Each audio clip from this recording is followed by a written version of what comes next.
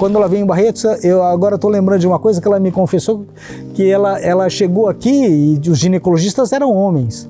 Ela roubou, né? Não roubou, ela se destacou tanto que os homens não tinham mais pacientes. Todo mundo queria se tratar com a doutora. Mas não era porque ela era mulher, é porque além dela ser mulher, ela era extremamente competente. Eu convivi muito com ela no consultório dela, eu cresci dentro do consultório da minha avó. E era trabalhando desde de manhã até o meio da tarde sem almoçar, e depois ela ia para o hospital para fazer a parte de gestão da fundação que ela fazia.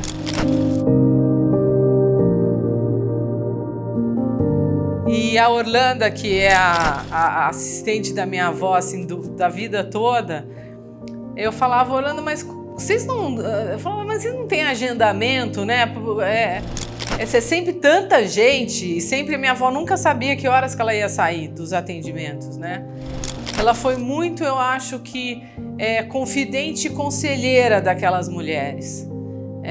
E aí as mulheres ficavam lá horas esperando ela e eu achava aquilo assim, eu falei, gente, mas que horas que vai terminar? E ninguém reclamava, porque eles queriam ter a atenção dela, além de confiar nela como profissional, mas tinha essa parte humana de atenção, de aconselhamento, de explicação das condições. A Orlanda foi a enfermeira dela desde que começou e ela não admitia que tocassem na Orlanda, porque ela tinha um carinho, um amor assim, sabe? Eu acho que ela foi a ginecologista, ela é ginecologista e obstetriz, melhor que já teve aqui em Barretos. Tinha uma clientela enorme. Eu entrei com a doutora Sila em 1963. Esse ano, dia 1º de julho agora, fez 60 anos. Eu era secretária dela. Sempre fui a secretária dela. Ela e o doutor Paulo foram meus anjos. Sabe disso? Porque eu era uma pessoa pobre. E aí, depois que eu fui trabalhar lá, que eu fui melhorando a minha vida. Aí tinha muito racismo na época, e uma negra secretária da dona do hospital era terrível, né? Quase ninguém aceitava. O doutor Paulo, na hora que ele viu eu chorando nos cantos, ele, Orlanda, levanta a cabeça, porque pobres são eles, você não. E eles que fizeram eu... Agora eu converso mais do que a boca. Que antes eu só chorava. Até ela falava alguns trechos da Bíblia, assim, não se acende uma luz para colocar embaixo da cama, multiplicar os dons. Então eu acho que ela sempre teve muita noção de que o que ela fazia era melhor do que os outros serviços, de que ela realmente tinha uma capacidade de enxergar que outros médicos não tinham e que ela tinha uma responsabilidade como cristã. O cuidado que ela tinha em receber algumas pacientes que ela atendia de forma caridosa, né? Muitas religiosas ela atendia. Toda essa gentileza nesse tratamento, o trato, o cuidado com o resultado dos exames em relação ao paciente, como você passar a notícia, eram pequenos ensinamentos no dia a dia que acabam moldando você como indivíduo. A Sila e o Paulo eram profundamente religiosos. O papai, como espírita também, era muito de doação, assim, para os pobres, para as coisas. Suponho que ela tenha pedido autorização para dar a catequese. No começo era só para os outros netos, que era no consultório, na 31. E ela passava os slides, ela tinha autorização do bispo, e depois juntaram-se outras crianças e tal, por conta da catequese minha e da crise da Dani. Ela tinha uma penitência, foi vários anos que ela fez. Toda quarta-feira ela comia pão e água. Eu que fazia o pão para ela, na minha época, né? Eu que fazia. Parte da Cidade Maria foi doação dela, de uma herança pessoal. né? Ela recebeu da família uma joia e vendeu para poder fazer um dos prédios da cidade de Maria, né? Mas o que me fez eu entender a fé da minha mãe não foi ela rezar e me levar na missa. Foi ver ela fazer o que a fé da mãe dela também fazia. Na prática, as duas faziam um ato de que todos os empregados tivessem um sentido que eram da família. O Dr. Paulo, ele quando foi para me casar, meu pai tinha falecido. O Dr. Paulo que entrou comigo na igreja como meu pai, você entendeu? E a doutora Sila ficou lá me esperando.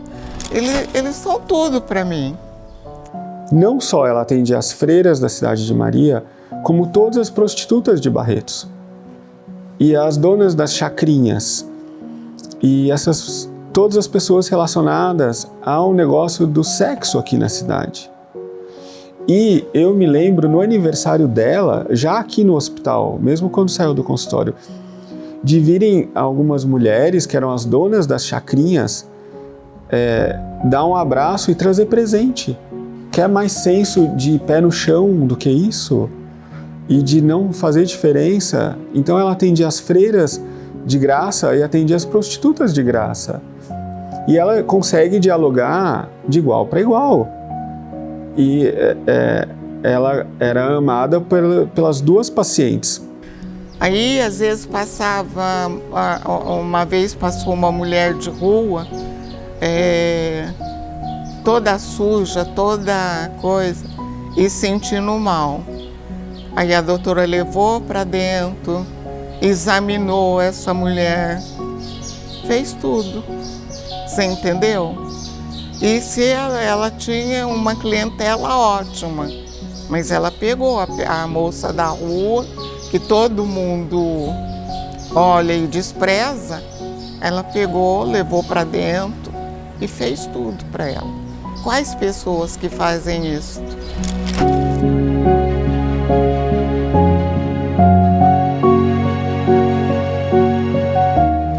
O Dr. Paulo foi para São Paulo. Aí ele viu a dificuldade que as pessoas tinham de andar em São Paulo. As pessoas do interior que chegavam em São Paulo para tratamento tinham dificuldade demais para andar lá. Aí ele voltou e falou, eu vou fundar o Hospital de Câncer aqui em Barretos. Aí começou lá na Rua 20. A influência dela foi o hospital onde tudo começou, né? O Hospital São Judas Tadeu. Foi ela que escolheu o nome de São Judas Tadeu. E lá que eles idealizaram fazer a fundação, porque o Paulo falava que os pobres eram muito mal atendidos. Então eles resolveu fazer a fundação e eles começaram a fazer a fundação. Aí depois ele ganhou esse terreno aqui e começou a construir o primeiro pavilhão. Esse projeto grande foi feito com o arquiteto Brau durante muitos anos, visando exatamente isso, fornecer à população um grande ambulatório em que se possa fazer o diagnóstico precoce com extrema facilidade, rapidez e eficiência para os pacientes. O pessoal tinha tanto medo de câncer, o câncer era tão considerado incurável, que eles tinham medo de passar na calçada do hospital, de medo de pegar câncer. Eu lembro o maior entusiasmo do Paulo, eu nem sei como é que isso funciona, mas foi a primeira coisa mais importante que aconteceu, quando ele importou e foi receber no aeroporto a primeira bomba de cobalto que chegou no Brasil. Eu acho que a história da mamãe, né, a história do hospital, eu sempre conto como sendo o pão e o sonho, não é? Eu acho que o papai era o humanista, sonhador, e a mamãe foi a pessoa que trouxe a condição financeira, a condição material, a realidade para o sonho. E a mamãe não só lutou pela parte material do hospital, como pela família, porque isso era fundamental para ela, né? Ela Várias vezes teve que abrir mão, vender algumas coisas que ela herdava para que o hospital pudesse continuar, mas ao mesmo tempo também pela família ela trabalhava e dividia. Então foi uma luta, né? Para ela foi uma luta interior muito grande. Era uma coisa, você vê, ela e o Paulo, o ideal deles foi fazer a fundação. Não foi pegar uma fazenda, ficar rica, cheia de boi, porque o papai dava boi toda hora, igual os outros que ficaram ricos, milionários, não. E o Paulo falava que vamos fazer a fundação, e a Cila, assim, ela era tão generosa, porque ela que tinha o dinheiro, vamos dizer. Então, tudo que era dela, o Paulo falava, vamos fazer tal coisa, fundação, tudo. Ela não ligava não, ela pegava os boi, vendia, dava todo o dinheiro para fazer.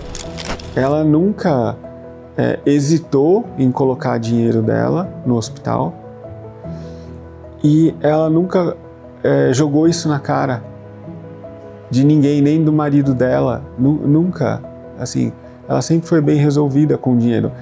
Ela queria para a profissão dela, para acudir as pobres, para fazer a fundação, para poder, sabe?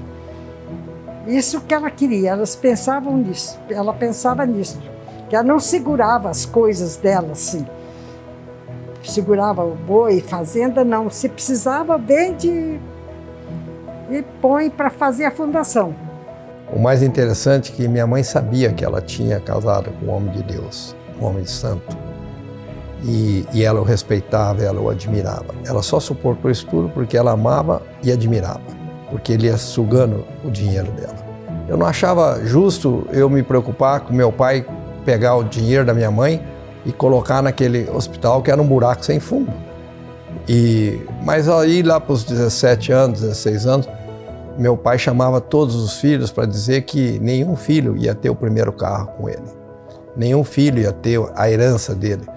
E ele explicava isso com uma certeza de ser um homem mais temente a Deus que eu já vi na minha vida, foi meu pai. Porque ele teve coragem de provar para Deus que ele amava mais a Deus do que os filhos e do que a esposa e do que tudo.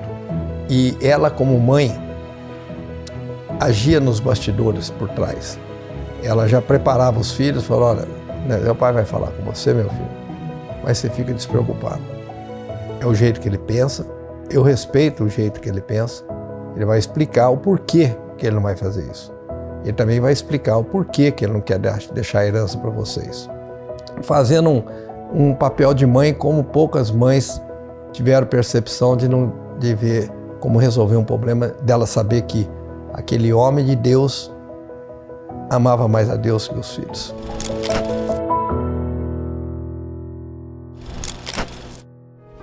O melhor da medicina é você prevenir.